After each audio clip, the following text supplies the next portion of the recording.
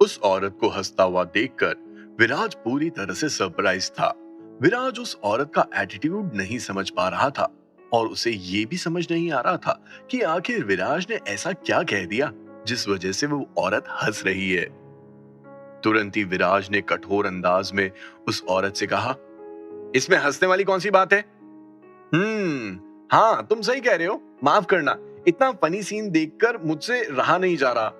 जैसे ही उस औरत के मुंह से ये शब्द बाहर आए, वैसे ही विराज को एहसास हुआ कि वो औरत टीवी पर एक फनी सीन देखकर हंस रही थी और तब तक हंसती रही जब तक उसका पूरा शरीर ढीला नहीं पड़ गया। 2 मिनट बाद जब वो औरत शांत हुई, तब उसने फिर से विराज से कहा, हाँ तो तुम क्या कह रहे थे? तुम किसे ढूंढ रहे हो?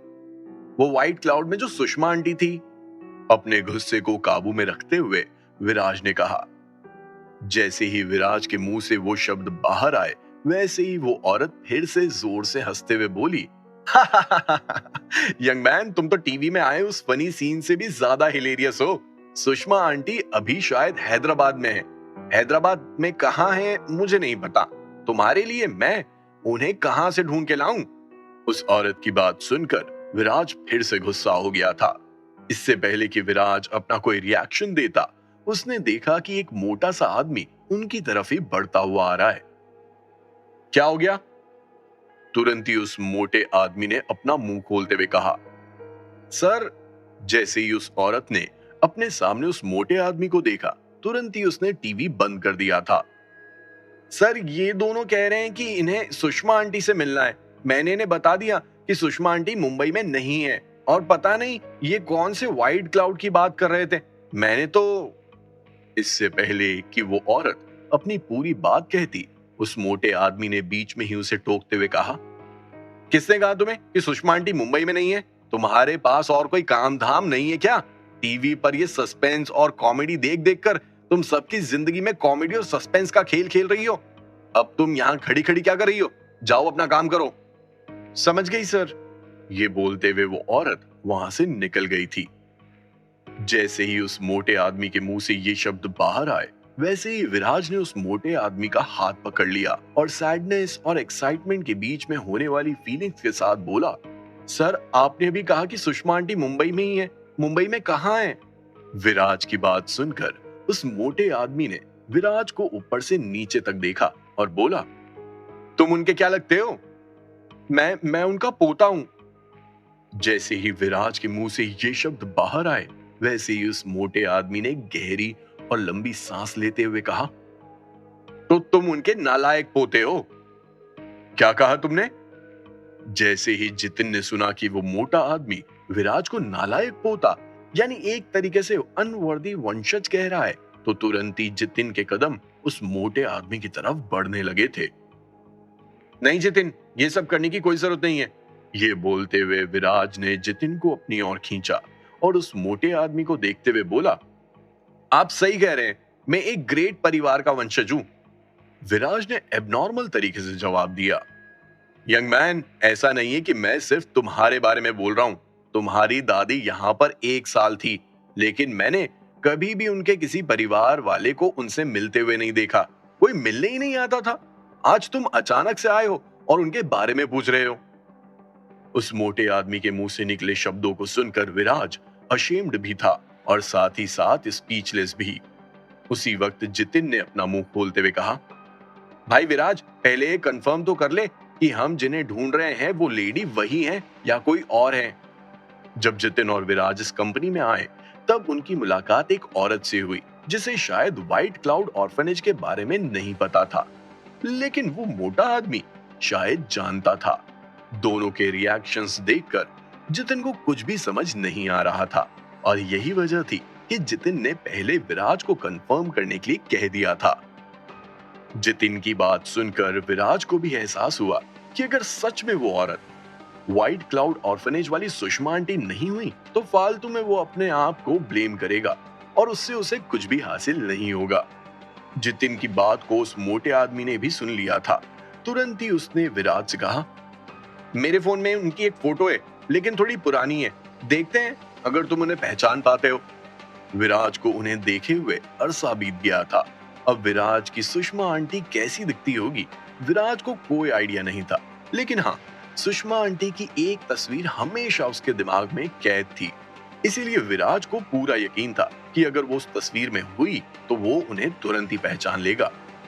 आखिर उन्होंने एक माँ की तरह विराज का ध्यान रखा था। उस चेहरे को आखिर विराज भूल कैसे सकता था। अपनी बात विराज के सामने रखते हुए उस मोटे आदमी ने अपना फोन बाहर निकाला और विराज के सामने एक तस्वीर पेश की। विराज ने उस फोन को अपने हाथ में लेकर उस तस्वीर को जूम किया और इसी के साथ विराज स्टन रह गया था और लंबे समय तक रिकवर नहीं कर पाया था। उस फोटो में एक ओल्ड लेडी जिसके बाल पूरे सफेद थे, वो रेड सिक्योरिटी यूनिफॉर्म में खड़ी थी। हालांकि उनकी उम्र कुछ ज्यादा ही हो गई थी, जिस वजह से उनकी पीठ थोड़ी झुक गई थी।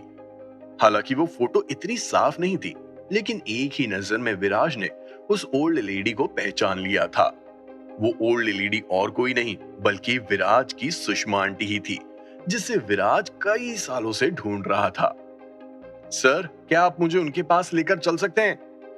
होश संभालते ही विराज बहुत ही ज्यादा एक्साइटेड हो गया था और तुरंत ही उसने उस मोटे आदमी से कहा। हालांकि विराज की एक्साइटमेंट एक ही झटके में पूरी तरह से तबाह हो गई जब उस मोटे आदमी ने अपना हाथ हिलाते हुए कहा, मैं तुम्हें उनके पास लेकर नहीं चल सकता। कल ही उन्होंने रिजाइन किया है। उन्होंने कल रिजाइन कर दिया? विराज को इस कोइंसिडेंस पर यकीन नहीं हो रहा था। क्या विराज की किस्मत को यह पहले से ही पता था कि विराज उन तक पहुंच जाएगा?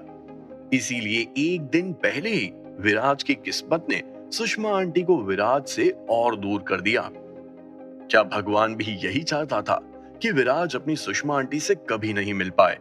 कुछ ऐसे ही सवाल अब विराज के दिमाग में भी आने लगे थे। सर, आपके पास में उनका कोई एड्रेस या कॉन्टैक्ट नंबर तो होगा ही, है ना? एक चम्मच उम्मीद के साथ विराज ने उस मोटे आदमी से पूछा। तुम्हारी दादी के पास कोई फोन नहीं है, बेहतर होगा कि तुम सीधा उनके घर पर जाओ।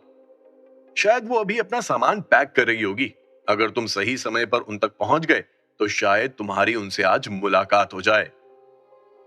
जैसे ही उस मोटे आदमी के मुंह से ये शब्द बाहर आए, वैसे ही विराज ने उससे पूछा कि वो रहती कहाँ है।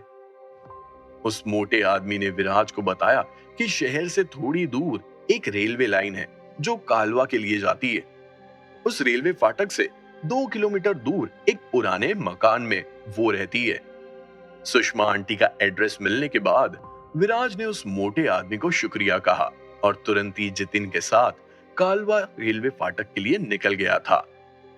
उसी समय कालवा रेलवे फाटक से 2 किलोमीटर दूर एक पुराना मकान जो किसी भी समय नीचे गिर सकता था, उसमें एक पतली दुबली बूढ़ी औरत जिसके पूरे बाल सफेद थे, वो धीरे धीरे अपना सामान पैक कर रही थी। वो इस जगह को छोड़कर नई जगह पर जाना चाहती थी। इस साल वो 80 साल की हो गई थी और इन 80 सालों में उसने अपनी जिंदगी में खुशियां भी देखी और गम भी। इसीलिए उसका दिल स्टिल वाटर की तरह एकदम शांत रहता था। उस बूढ़ी औरत को आजू बाजू क्या हो रहा था और क्या होता है उसमें कोई दिलचस्पी नहीं होती थी।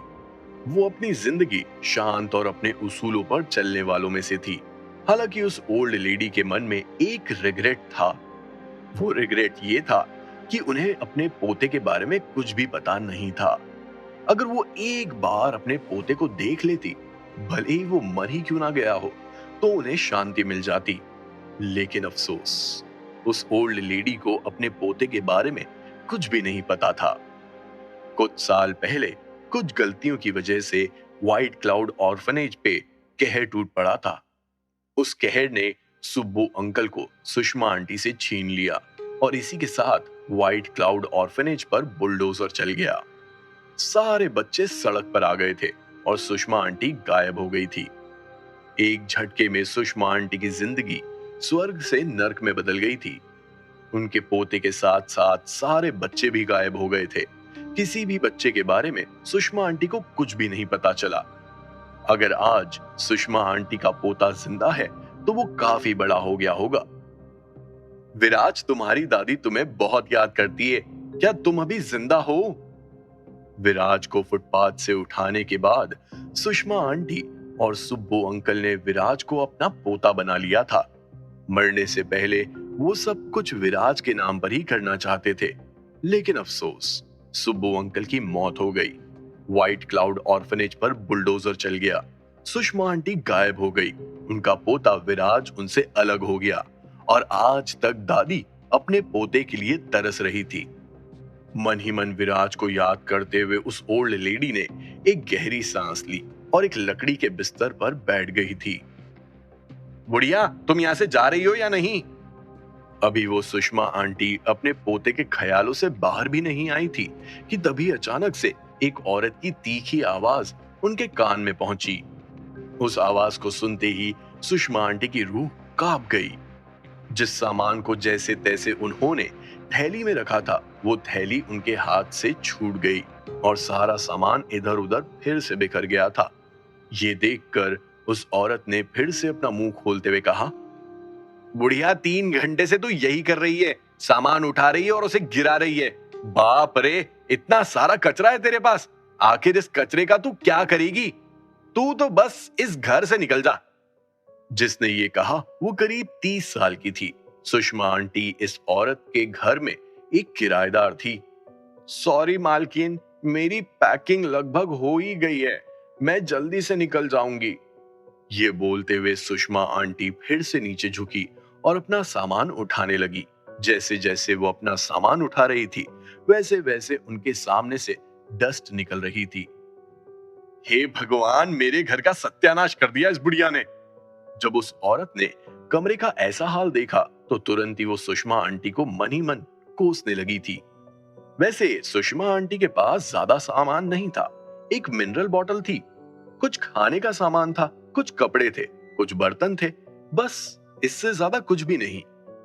सुन बुढ़िया, मुझे मेरा कमरा एकदम वैसा ही चाहिए जैसा मैंने तुझे दिया था। अगर मुझे मेरा कमरा वैसा नहीं मिला तो मैं तेरे रेंट में 1000 रुपए एक्स्ट्रा जोड़ूंगी। ये बोलते हुए वो औरत वहां से चली गई थी। जैसे ही वो औरत वहां से गई, सुषमा आंटी की नजर उसकी 5 से 6 साल की बेटी पर पड़ी, जो उस औरत के ठीक पीछे खड़ी थी और दिखाई नहीं दी थी। अब चूंकि उसकी मां वहां से चली गई थी, तो सुषमा आंटी को उसके दर्शन हो गए थे। दामिनी, तुम यहाँ क्या कर रही हो बेटा? जाओ, अपनी मम्मी के पास जाओ, वरना मम्मी तुम्हें मारेगी। सुषमा आंटी उस औरत का स्वभाव जानती थी और यही वजह थी कि सुषमा आंटी नहीं चाहती थी कि वो औरत अपनी बेटी पर गुस्सा हो। इसीलिए सुषमा आंटी ने उसे वहां से जाने के लिए कह दिया था। दामिनी अपनी मां के पीछे पीछे क्यों नहीं गई? इसका यही कारण था कि दामिनी की नजर एक खिलौने पर जाकर अटक गई। वो खिलौना चाबी वाला खिलौना था। चाबी भरने के बाद बंदर उछल उछल कर नाचता था तो कभी भागता था। मुझे वो खिलौना चाहिए। उस खिलौने को देखने के बाद दामिनी ने मायूस अंदाज में सुषमा आंटी के सामने अपनी फरमाइश रख दी और इसी के साथ दामिनी के कदम उस खिलौने की तरफ बढ़ने लगे थे। सुषमा आंटी के पास एक खिलौना क्या कर रहा था? क्या वो खिलौना विराज का था? क्या विराज सही समय पर सुषमा आंटी के पास पहुंच पाएगा? क्या वो औरत सुषमा आंटी से बदतमीजी करने लगेगी? आखिर विराज की जिंदगी की क्या सच्चाई थी? उसकी असली माता के मरने के बाद सुषमा आंटी ने उसे संभाला था, तो ये जिंदल परिवार बीच में कहां से आ गया? क्या होगा जब सुषमा आंटी इतने साल बाद विराज को देखेगी? क्या सुषमा आंटी विराज को पहचान पाएगी? क्या अब सुषमा आंटी विराज के साथ ही रहेगी? जानने के लिए सुनिए cash on my mind, only on pocket FM.